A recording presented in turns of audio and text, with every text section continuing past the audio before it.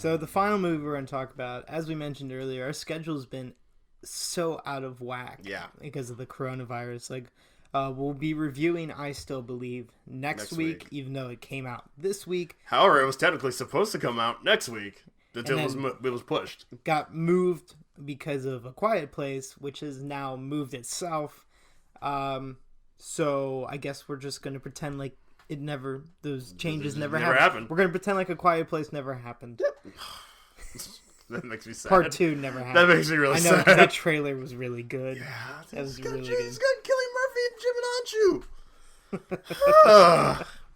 So the final movie we're going to be talking about this evening now is First Cow. Co-written and directed by Kelly Reichardt and based on the novel The Half-Life by Jonathan Raymond. Jonathan Raymond also co-wrote this script.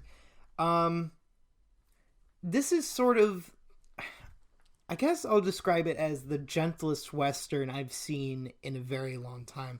As I was watching it, I got a lot of Sisters Brothers vibes in the aesthetic, in the focus and the presentation of the nature, which I'll talk about again later. But speaking to in terms of violence, it was much cooler. Not cooler, because the violence wasn't cool. It was sick. It was slimmed down, like almost entirely, totally whittled out. Anyway, it follows. Takes place in the 19th century Oregon. There's a cook. His name is Cookie. He's come over to Oregon with some fur trappers, but once they get there, they kind of disband, and he very quickly comes in contact with a Chinese immigrant named King Lu, played by Orion Lee. Orion. It sounds like Orion. I guess it's Orion. Orion Lee. And they just form this... they form a friendship, but then they see potential for business, and the business model, or what sparks their interest, is the arrival of the first cow at this. It's not even a settlement. It's like quick log cabins, like Lincoln log cabins, and mud markets. Okay. Like, it really is not like a civilized area at all. It's just people trying to make money and start their lives. Gotcha. So this first cow, it pops, roll credits, it pops up in the civilization, and I'm going to call it the town's aristocrat, played by, I think, Toby Jones. Yes. Yeah. I remember he's on the cast list, It's played by Toby Jones. Totally takes over the cow. It's his cow. He bought the cow. The cow had a long lineage of like a healthy family and productive milk. But because Cookie is a cook, he decides to use the cow's milk and start baking these oily biscuits and selling them to a very hungry market. They sell out every day and make a lot of money. And you know how economy works. You know, you make more money. You raise prices and more demand, and limited stock. You raise the price. You know, it gets to a point where like the business kind of becomes unmanageable, or not unmanageable. It becomes unmanageable when the aristocrat is like, "Hey, I want you to start cooking for me," and it becomes like this whole swindling operation. And like that's interesting and all, but what I found most interesting was there were two things. One, this is a great story about friendship. I don't want to spoil how the first 10 minutes go. Actually, like, pay attention to the first 10 minutes and then think about it in the context of the film, because I started the movie, watched the first 10 minutes, and then I was in kind of a sour mood, so I stopped. And I was like, but when I started it again, I forgot to restart it. And I just realized what those first 10 minutes were, and it totally changed my perspective of the film. Good. So yeah, great story of friendship, great performances from the two main actors. But what also is, I guess there are three things. So I like that. I was going to say earlier how I said earlier when I was talking about The Hunt that there would be another movie that we were going to talk about.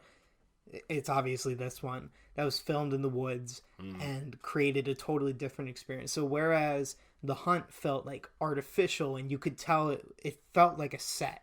Yeah. You know what I mean? Like this film feels like it was filmed in like my backyard or something, or like my neighbor's backyard. And I remember when I was growing up, we would we would create worlds out of like just like tiny slivers of backwoods, like good old Bridge to Terabithia vibes. Yeah, and like falling down trees with like the roots. You know exactly what I'm talking with the roots. I do, but I mentioned Bridge to Terabithia, and you said falling down, and I thought you were about to do a really dark joke. No, I definitely am not. So falling there, trees. You're such a god. You're such a jerk.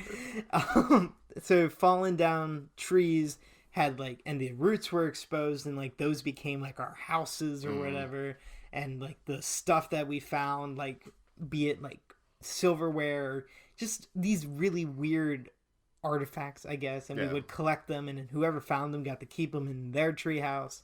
Cool. It was cool, you know, and that unintentionally created another kind of created a bigger sense of adventure for me for this film, because the film itself takes place, it's like a very remote and very stoic location, and it never really expands. It expands for like a few scenes, but then it quickly contracts and falls back on where all the action was taking place in the first place.